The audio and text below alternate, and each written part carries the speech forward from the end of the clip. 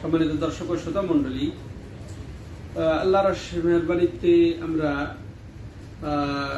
বিগত আলোচনা নাই এই আলোচনাতেও কিতাবুত তাওহীদের ধারাবাহিক 12তম অধ্যায় শুরু করতে যাচ্ছি। এই অধ্যায় নজর প্রসঙ্গ, যেমন লেখক রাহিমাহুল্লাহ বলেছেন, মিনাশ শিরকে আন-নাযরু লিগাইরিল্লাহ, আল্লাহ ছাড়া অন্যের নামে নজর মানাটাও শিরকের অন্তর্ভুক্ত।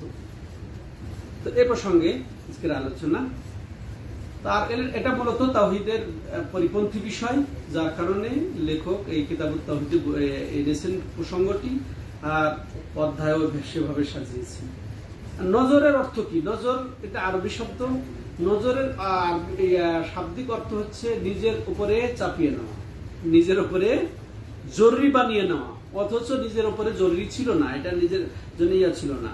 আর যেমন শরীয়তের পরিভাষায় আমরা বলবো যে কোনো মানুষ নিজের উপরে কিছু চাপিয়ে নিল, এরকম যে কোনো ইবাদত সে করবে অথচ শরীয়ত তার উপরে জরুরি করে নাই, শরীয়ত জরুরি করে নাই এমন কোন ইবাদতকে কেউ যদি নিজের উপরে চাপিয়ে নেয়, সেটাকে কি বলা হয়? নজর মানা। তো এই নজর সাধারণত দুই প্রকার, প্রধানত কয় প্রকার?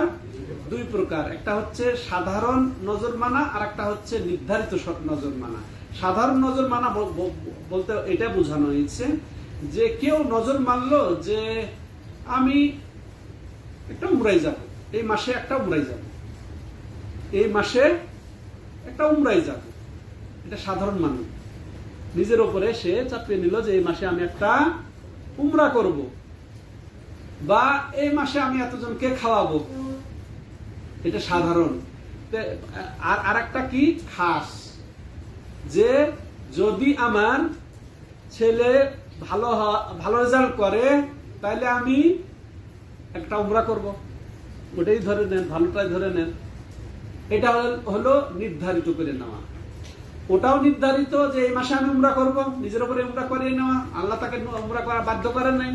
হ্যাঁ, যে উমরা কোনো সাধারণ, ওইটা হচ্ছে প্রশংসনীয়, ওটা কোনো সমস্যা নেই। প্রথমটা যেটা সাধারণ, কোনো কিছুর সাথে যেটা খাস করে নিল না, বা শর্ত করে নিল না, বা কোনো ইয়ে করে নিল না, যদি এটা হয়, এটা বললো না, যদি সুস্থ হয় আমার রুগী, বা যদি আমি এই পরীক্ষায় পাশ করি, বা যদি আমি এই চাকরিটা আমার হয় তাহলে আমি এটা করব, এটা হচ্ছে অপছন্দনীয়। আর সাধারণ কোনো শর্ত ছাড়াই, হ্যাঁ, নিজের উপরে কোনো চাপিয়ে নেওয়া, কোনো শর্ত ছাড়াই, তাহলে এটা সাধারণ নজর, আর সেটা প্রশংসনীয়, আর সেটা হচ্ছে ইবাদত, সেটা আল্লাহর জন্য। এটাও যদি কেউ যদি এই যে খাস নির্ধারণ করে নেয়, এটাও আল্লাহ যদি পূর্ণ নজর মেনে ফেলে, তাহলে আল্লাহর জন্য পূর্ণ করতেও আবার হবে। তাহলে সংক্ষিপ্ত কথা প্রধানত দুই প্রকার। তাইলে প্রথম সাধারণ, আর দ্বিতীয়ত হচ্ছে যে নির্ধারণ। সাধারণ হলে ওটা অসুবিধা নেই, ওটা সব আছে, হ্যাঁ, ওটা সব আছে, প্রশংসনীয় ওটা। আর কিন্তু যদি ওই যে খাস করে নেয়, এই কাজ হলে আমার এই নজর, তাহলে সেটা হবে এটা নিন্দনীয়। কিন্তু যদি বৈধ কাজে হয়, নেকির কাজে হয়, সেটা পূর্ণ করতে হবে। তো এই ক্ষেত্রে লেখক রাহিমাহুল্লাহ তার নীতি অনুযায়ী দলিল পেশ করছেন, ওয়া কাউলিল্লাহি তাআলা ইউফুনা বিন-নাযর, যে আল্লাহ মুমিনদের প্রশংসা করছেন যে তারা কি করে? নজর পুরা করে, নজর মানলে পুরা করে। আর যেটা এটা প্রশংসনীয় নজর কোনটা? যেটা কোনো শর্ত ছাড়াই বলবে যে আমি প্রতিদিন তাহাজ্জুদ পড়ব, আমি এটা নিজে আমি আমার উপরে করে নিলাম, দায়িত্ব নিয়ে নিলাম, আমি প্রতিদিন তাহাজ্জুদ পড়ব, প্রতিদিন এক পারা করে কোরআন পড়বো, বা প্রতি মাসে এক পারা করে কোরআন পড়বো। এইটা ভালো জিনিস, এটা প্রশংসনীয়, এটা হওয়া উচিত, এটা কাম্য, ঠিক আছে, এটা উচিত। আর এটা মানলে এটা পূর্ণ করে, এটা মুমিনদের এটা ভালো লক্ষণ, এটা ভালো গুণ, এটা হওয়া উচিত। হ্যাঁ, এছাড়াও যে বললাম দ্বিতীয় প্রকার, ওটাও ভালো কাজেরও যদি সে মানত করে, নিজের উপরে চাপিয়ে নেয়, তাহলে কি হবে? সেটা হবে হয়তো নিন্দনীয়। এটা তার কারণ এটা আল্লাহ রাব্বুল আলামিন তার উপরে চাপান নেই।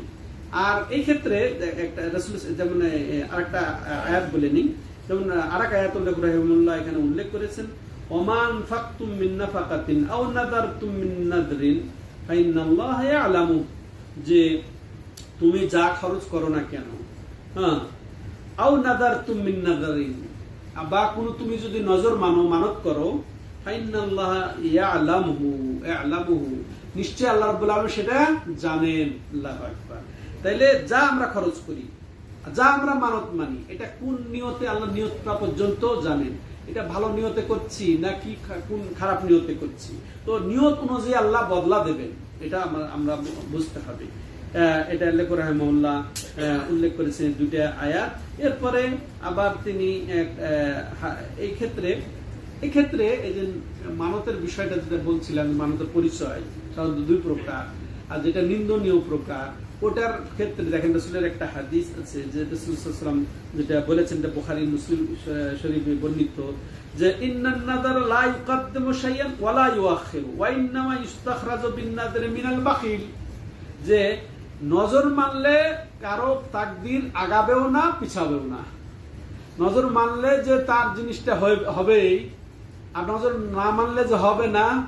নজরে কারো কোনো কিছু আগায়ও না পিছায়ও না, বরং রাসূলুল্লাহ সাল্লাল্লাহু আলাইহি ওয়াসাল্লাম কি বলছেন শুনবেন, বরং এটা মাঝখান থেকে এই নজরটা কি করে, বখিলের মাল খসায়, বখিল থেকে মাল ঝরে যায়।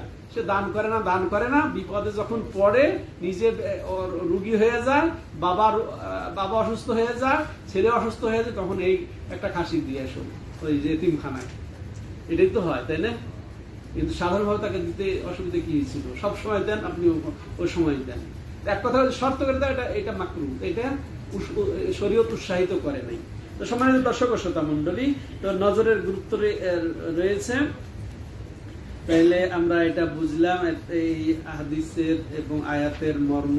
আমরা আয়াতগুলোর থেকে আমরা কি জানি সেটা বলে আমরা আবার একটা হাদিসের দিকে যাব আমরা, যে এখান থেকে আমরা বুঝলাম যে নজর মানাটা ইবাদত।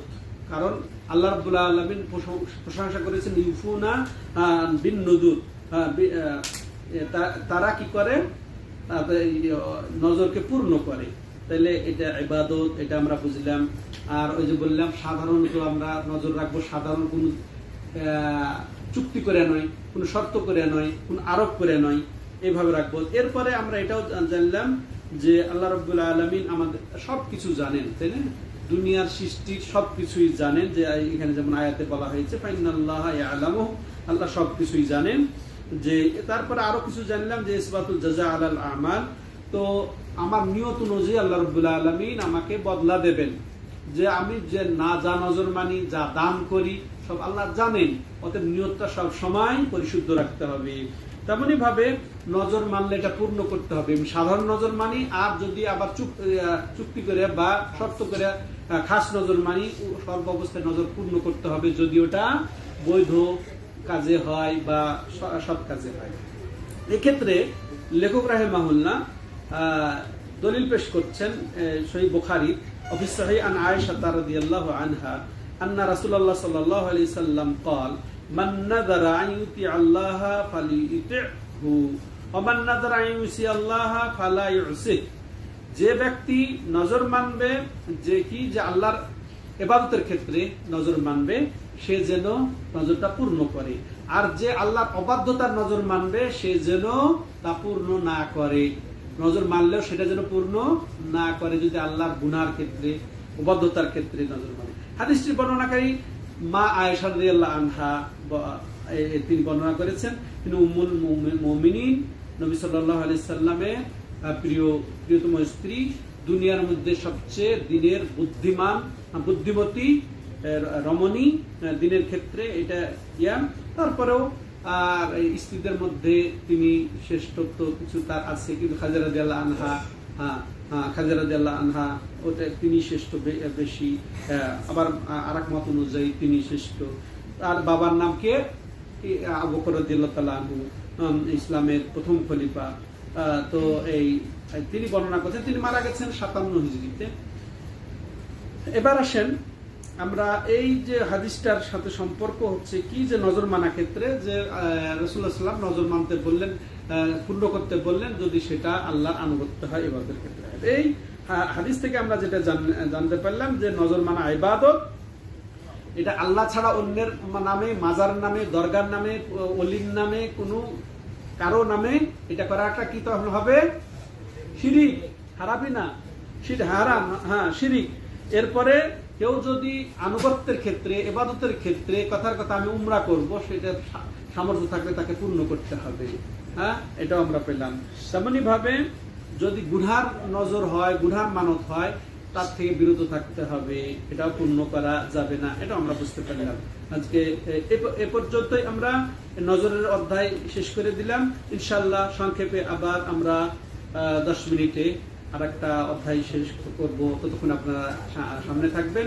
আল্লাহ তৌফিক দাতা, আল্লাহ যেন আমাদেরকে নজর সংক্রান্ত বিষয়টা বুঝে সঠিক মতো নজর বাস্তবায়ন করার তৌফিক দান করেন। যদি নজর মানি, সাধারণ নজর মানবো, না হলে নজর মানবো না। নজর মানার প্রতি উৎসাহ দেওয়া হয় নাই শরীয়তে, তো আল্লাহ বুঝে তৌফিক দান। যদি নজর মেনেই ফেলি, তাহলে সব আমলের ক্ষেত্রে নজর পূর্ণ করতে হবে, আর যদি গুনার ক্ষেত্রে হয় নজর থেকে পূর্ণ করা থেকে বা বাস্তবায়ন করা থেকে বিরত থাকতে হবে।